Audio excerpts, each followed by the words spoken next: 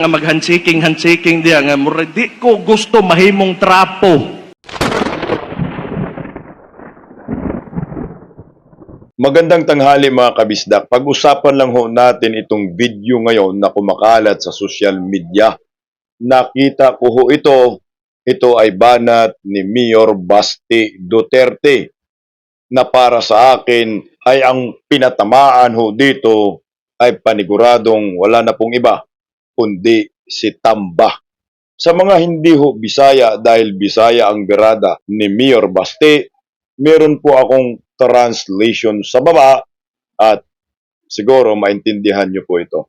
Pakinggan po natin sabay-sabay ang birada ng isang Mayor Basti Duterte na anak ni Pangulong Rodrigo Roa Duterte.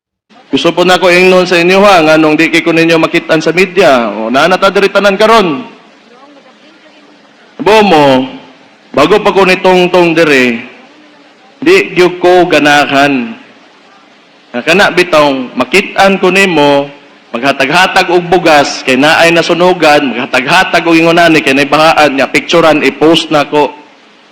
Di gyud nako na batasan. Muna wa gitay mahimo diha ug di pud mo ganahan ana, ayaw lang ko ninyong putuha. Dili man pud yun na sa usa ka mayor usa sa usa ka kinsa bang politiko diha, di man na iyahang kwarta gihapon. Mauna, pag naay mga ingon-ana ang ginapalihok nato ang gobyerno para muhatod kung unsay kahinanglan sa tao na ang CSWDO para ana.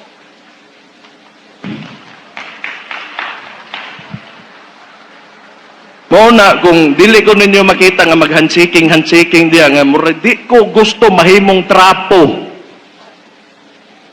Mauna, kung mo trabaho ko unsay hinanakit ninyo, unsay kalisod ninyo sa inyong kadang paabtas ko, kay muadto ko, tabangan ta mo, pinaagi kung unsay sa kong kapasidad bilang mayor ko. Pero dili gyud ko makita ninyo nga mag-video, mag-picture sa akong gibuhat sa inyo nga kay obligasyon ko na og trabaho gyud ako na bilang mayor ninyo. O ayan mga kabisdak, sino ba ang pinatamaan sa banat ni Mayor Basti dito? Aba, paniguradong sapul si Tamba dito sa sinasabi ni Mayor Basti. Ipal, trapo, abaho, alam nyo na po kung sino ang mga yan. Yang turupang mar, iyang idol si Markupal, yung mahilig mangiipal, mahilig mangkukupal, uminom ng tubig sa plato, kumain ng kanin sa baso, matulog sa yelo, mag-drive ng motorsiklo na nasimplang, at mag-traffic sa kalsada. Ayan po, si Markupal ho yan eh.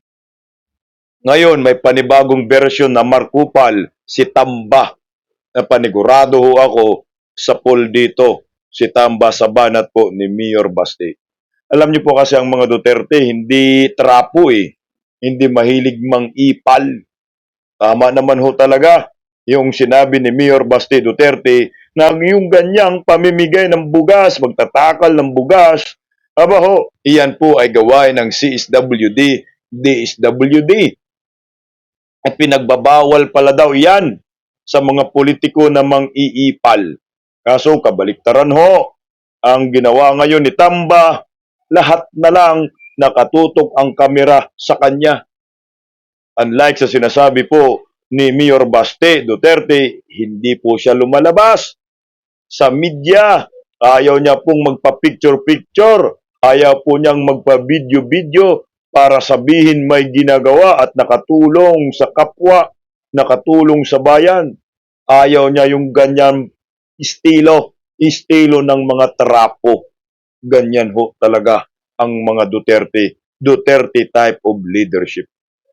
Nanamana ho nila ito kay Pangulong Rodrigo Roa Duterte. Kabaliktaran naman po dito kay Tamba at sa mga Marcoses. Mahilig sila mang-ipal. Mantakin mo. Akala nyo naman, pira iyan ay Tamba at ng mga Marcoses eh. Nakasunod yung kamera. Pinipictura, naka-video. Pumipitik-pitik eh. May mga ilaw. Kasi nga ho, ipal. Kasi nga ho, trapo. Yung kanilang ginagawa dyan, bilang isang mga leader, ng ating bansa ay hindi bukal sa kalooban ho yan, yung kanilang ginagawang tulong, kundi kaplastikan lamang yan. Yan ang punto dito ni Mayor Basti Duterte. Simple hong banat ni Mayor, pero sa si Tamba dito, makirot ang tama dito. At napaka-imposible po na hindi po dito tinatamaan si Tamba. Hindi naman diretsong sinasabi ni Mayor Basti ang pangalan, pero sino ba ho yung namimigay ng bigas ngayon? 2 tao lang naman. Yung iba, smuggle pa na bigas, yung pinamimigay na iba dyan. Sino na mamimigay ng bugas ngayon? Si Da Junior, si Tamba, recently, nagtakal ng bugas doon sa Cebu. May dalang mga kamera, video-video, picture-picture.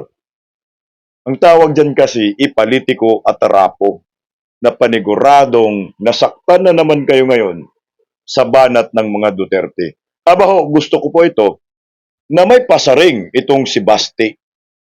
Ang tanong, sasali na rin ba si Mayor Basti Duterte sa pagtatanggol kay Vice President Inday Sara at kay Tatay Digong?